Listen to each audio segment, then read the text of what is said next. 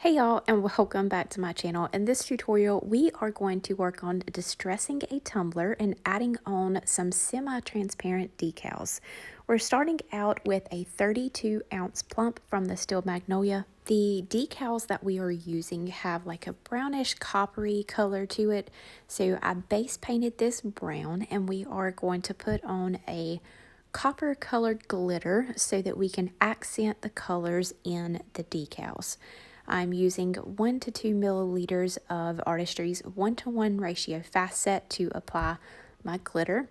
I'm just spreading that really thin on the tumbler and then patting all around so I can get nice even coverage and streak free. The glitter color that we are using is Cavaliere from PDB Creative Studio. It is a absolutely beautiful copper colored glitter. I do wish that I would have mixed in either Beast or maybe even Queen Bee with this, just so it can give it a little bit more depth and brightness underneath our Peekaboo. I hadn't planned on using the colors that I did. Once again, my spray paints was clogged up and didn't work, so last minute I had to change my colors up. I did plan on putting a cream color on top of this, and it really would have popped. But anyway, after we get that glitter on, I'm just going to roll it up in my printer paper as I normally do. Pat that glitter down really well so that we can minimize the amount of epoxy we have to put on top of this to get it smooth. I did 2 coats of epoxy, and then we are going to head over to Creative Fabrica to grab some Christmas trees to do our Peekaboo. Now this pattern I think is more intended as a print file rather than a cut. It does advertise as an SVG cut file, but any that I pulled over into Design Space did not have the background removed. So I'm going to show you once again, we did this in our last tutorial, how to remove that background. So I just pulled over the file into Design Space, selected Simple. As you can see, it puts contrast in between those colors, and we're going to use the manual background remover tool, which is on the left side. If you scroll down, you can select the select tool and just click out those sort of grayed out areas. It is a little bit of initial extra effort, but once you have this file complete and saved as you want, it's always saved in your Design Space, so you can go right back and use it without having to repeat these steps. There were actually quite a few of like Christmas tree designs like this on Creative Fabrica that probably would have come over with that transparent background. I just really liked how cute these trees were and wanted to use this one. Once you have all of your gray area negative space removed, you're going to click continue and then select the cut file.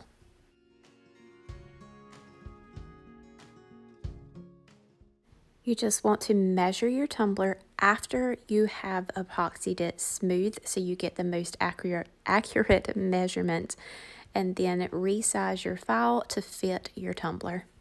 And you want to cut this using a temporary or removable vinyl so that you can easily remove it from your tumbler once you have done your spray paint without leaving any residue behind.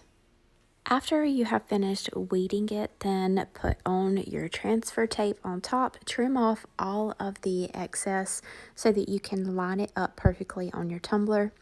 And then you're going to cut about 1 inch of the backing off of this so that once you line it up on your tumbler, you can press down that exposed area and it's going to keep it in place as you work your way around the rest of the tumbler.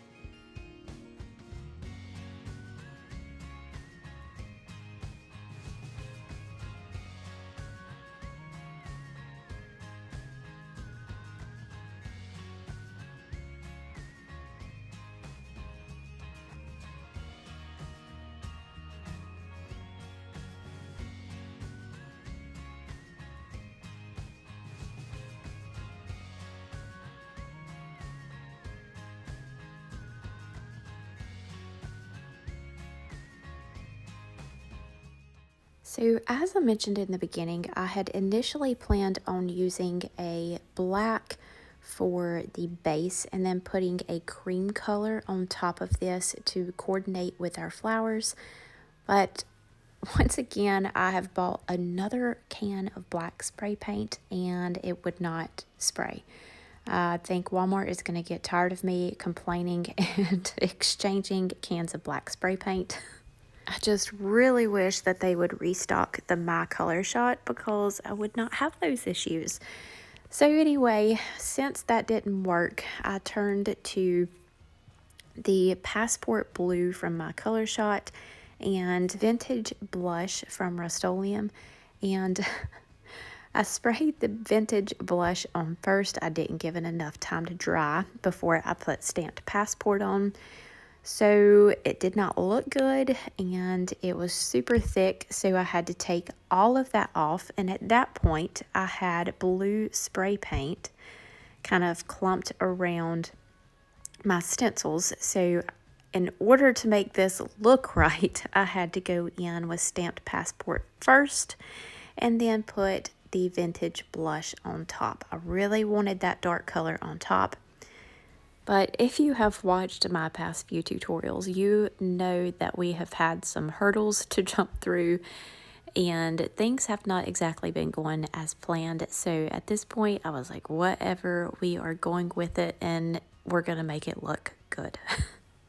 And since I went over with acetone to remove that first initial coat of spray paint, it wilted my stencil just a little bit, so my lines aren't super clean like I anticipated.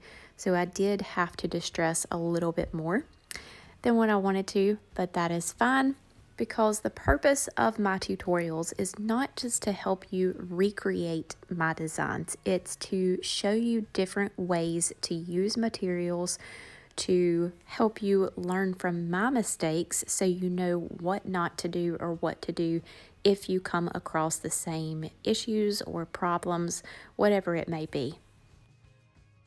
Rather than using acetone to distress this, I want it to look very rustic, so I am going to use sandpaper.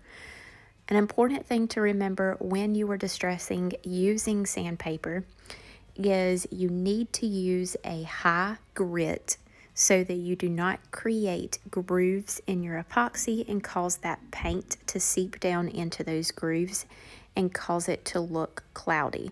So this is a 320 grit that I have used multiple times. So that grit has been knocked down even more, and I would say it would perform as a 400 grit piece of sandpaper.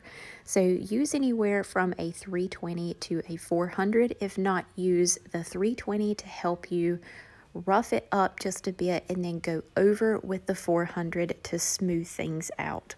I'm going to go around the top and the bottom rim and bring that down just a bit, and then around the entire tumbler, focusing on some of those areas that may have been messed up where our stencils were a little wilted, and just really put some elbow grease into this and make it look older and rustic.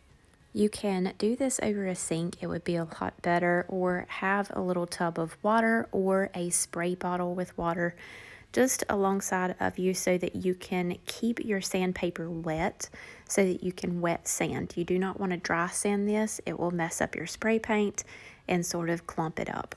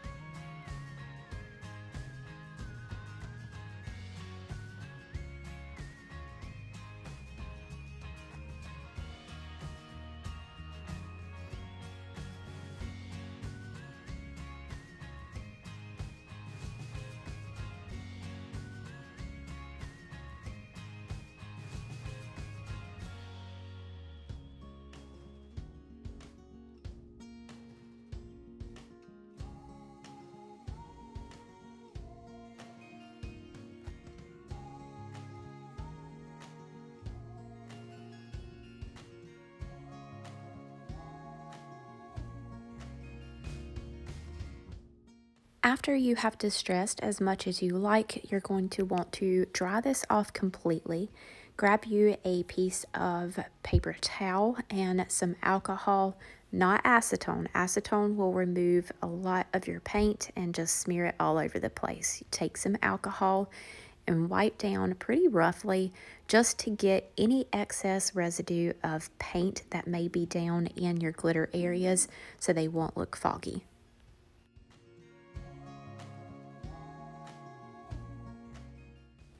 Now, right here is where I should have added on my decal because I did forget we were doing a main decal and then adding on our florals. So keep in mind you should add on any decal vinyl that you are using before going into this step so you have a nice smooth and glossy surface to add on your semi-transparent decals. But for this coat of epoxy, I am adding in Filter, which is an extra fine, gorgeous white glitter from COLORFLEX. And again, I'm using Artistry's 1:1 ratio fast set epoxy, so in about 2 to 3 hours, I can comfortably add on my decals. These two beautiful floral sheets will be releasing October 11th at 10 a.m. CST at gracefullycreatedccd.com. I do have a discount code for these, and it is BBB10. You can use that anytime at Gracefully Created to save 10% off of your order. Now, before we add on the decal that I missed before our epoxy layer, I'm going to trim these out of the sheet and we're going to sort of map them out on the tumbler to make sure that their placement is where I want them before we do add on our decal. And to map this out, we're just going to use some painter's tape and pop that on the back or the sides of our decals and place them on the tumbler where I feel like I will want them so I have an idea of where to put them once we have our decal on.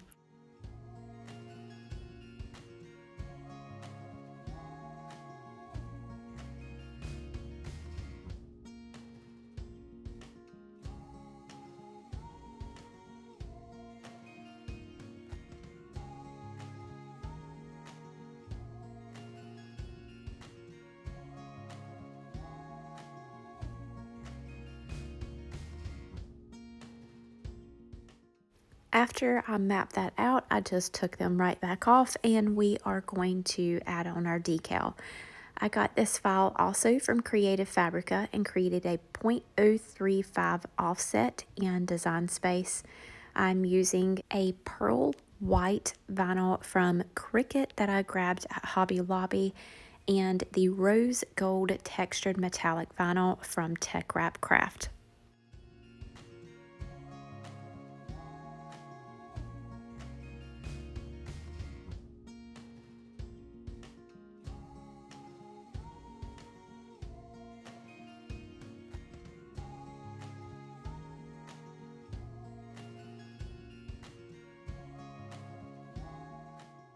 Now, I don't want any grooves or indentions showing underneath my decals, so I'm going to have to put a coat of epoxy on top of this vinyl so that we have a nice, smooth, glossy surface to apply our florals.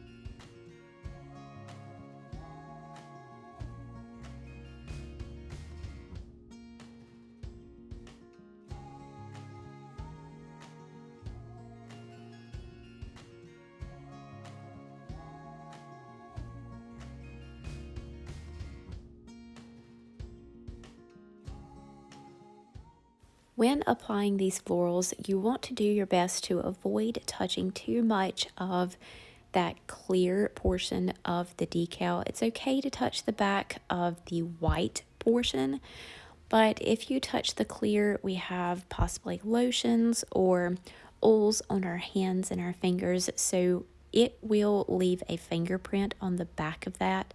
And where you may not be able to see it over top of a dimensional glitter or a glitter that has lots of depth, you will be able to see it over solid colors as we have on this tumbler. So just try to avoid touching the back of the clear portion of your decals. And the best way to do that is just to trim off a little bit of that backing and then use the hinge method to apply each of these decals. Make sure that you're pressing them down really well, getting all of the air out from underneath them. If you have a little air pocket, all you have to do is take a needle or your craft knife, pop just a teeny tiny hole and press that out. And then make sure that you give lots of attention to the edges of these decals so that they're all the way pressed down to the tumbler surface. So when you apply your epoxy on top, they will look as if they don't exist.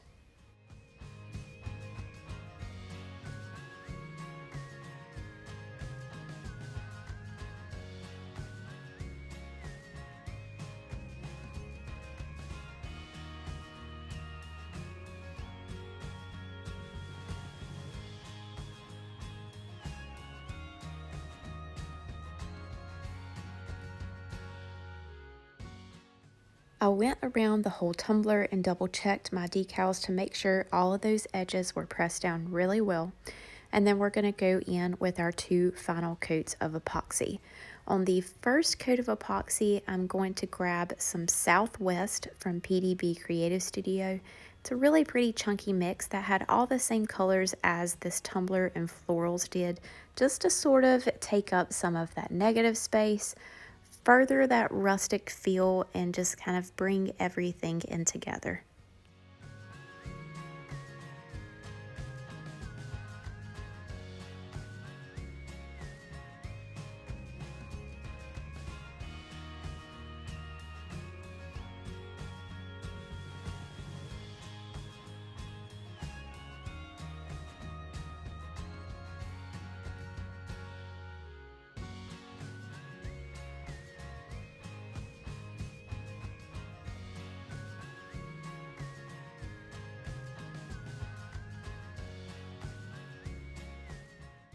Once this layer of epoxy dried, I added on a final layer of epoxy, and this one was complete.